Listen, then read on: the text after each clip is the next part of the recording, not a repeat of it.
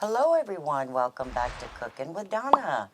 Today I'm making up some guacamole, which you eat this with you can have it with tacos, on your fajita tacos, or whatever kind of tacos you have, if you like guacamole.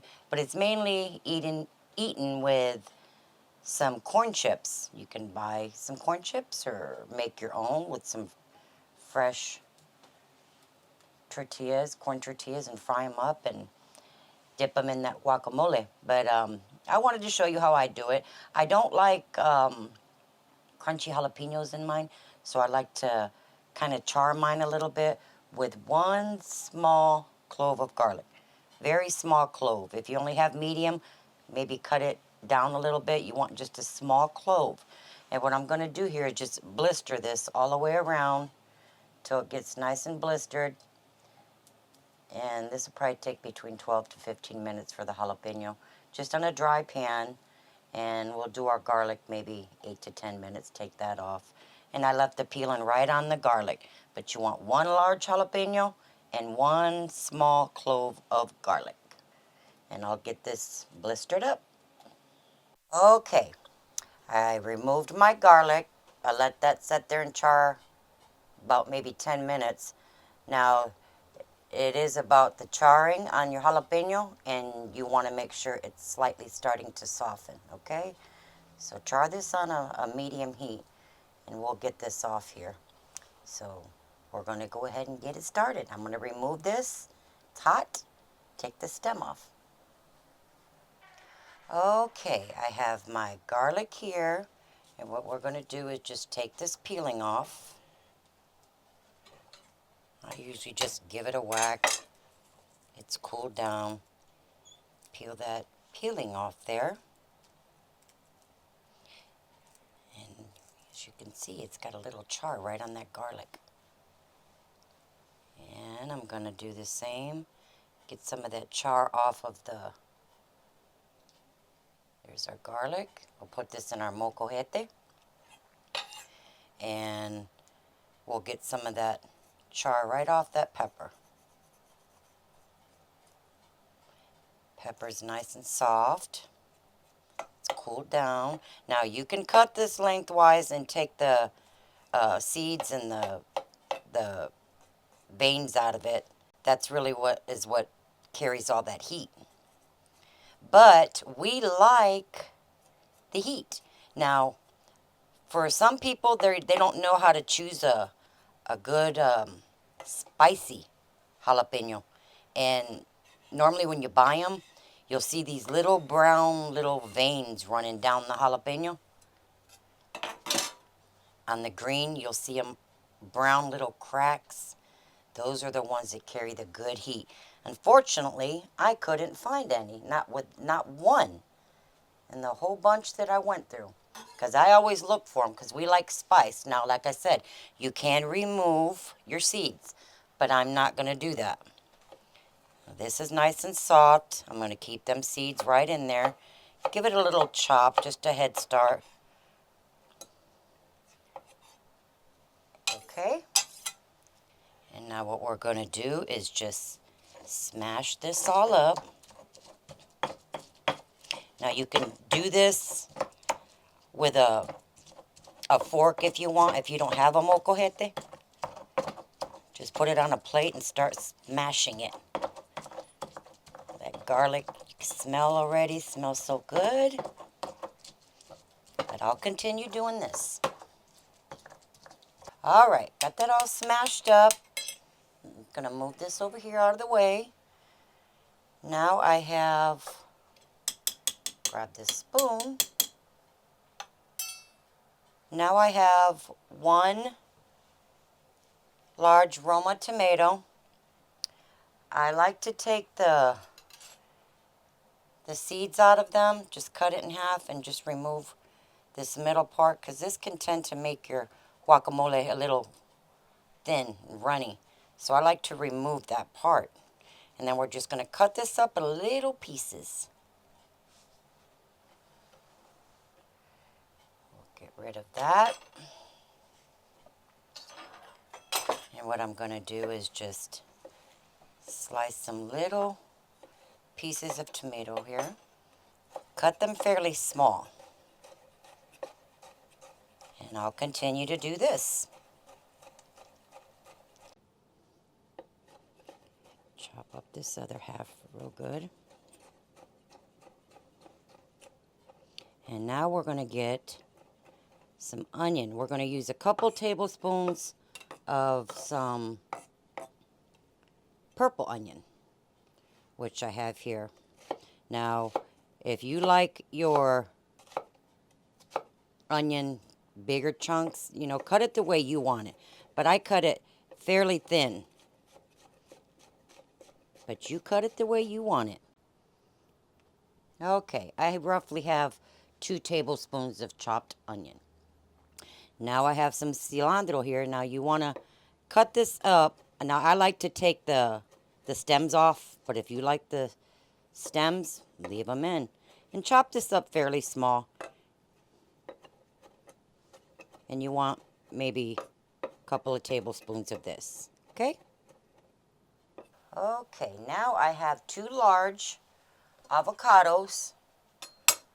2 large avocados, and just make sure they're not real hard. You want them to give a little bit. A little indentation there. But if it's real soft, don't use them, because you don't want them over ripened, but you don't want them, did I say over or under ripened? Vice versa. Okay, well, you're just going to cut this avocado right in half. We're going to remove the pit. And we'll just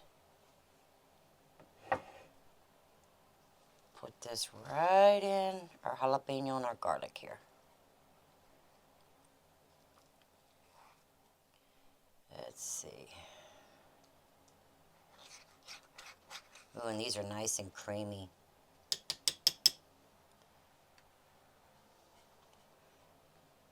Get the rest of this out.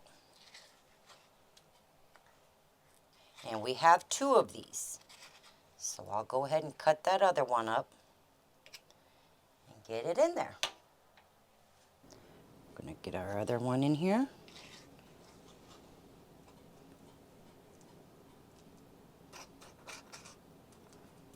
Yummy, yummy, yummy. And just kind of break it up a little bit. Now you don't want to smash because, well, I know when we make it, we like it not all smash, because then it gets really too thin. So you want a little texture to that yet. And these are... Now, if you're confused on large avocados, when you buy them, for those who don't know, it'll tell you large or extra large. You're looking for large. Extra large would be quite much. Okay.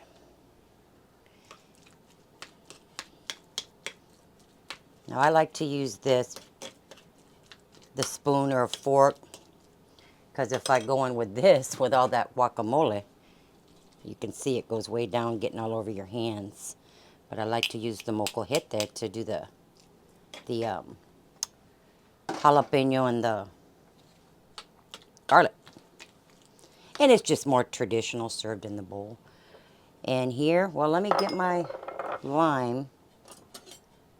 I have 1 lime. Just kind of roll it. It'll release some of the lime juice there. I grabbed the wrong knife. Let me wipe this off, that onion. Okay. And I'm going to do about a tablespoon of lime, or to your liking.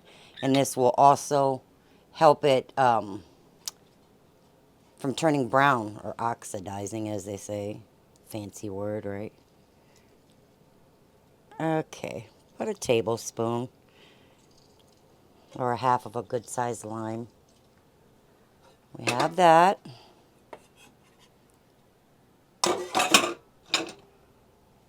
Now I'm going to add in a half a teaspoon of salt, or to your liking, a half a teaspoon of lemon pepper.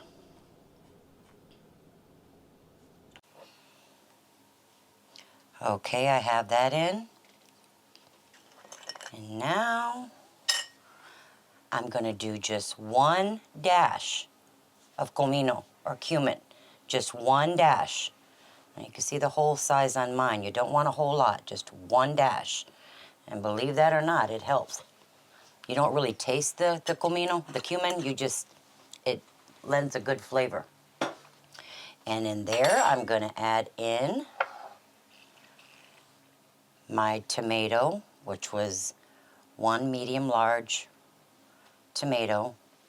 And I have 2 tablespoons of chopped purple onion. And yeah, I have that in there in the bottom. I'm like, where's my cilantro? And I have the 2 tablespoons of chopped cilantro. That goes in.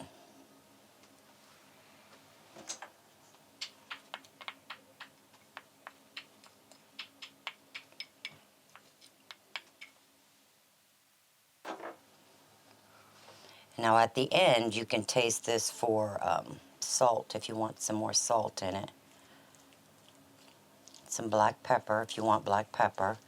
But I like to use lemon pepper. It just gives it that certain zing to it. And just, like I said, you don't want this all smashed up. At least we don't like it real smashed up. We like it fairly chunky. And we'll get this stirred up. Now, a lot of people will put that pit from the avocado right in there. Cover it up. And right before you're going to serve it, remove it.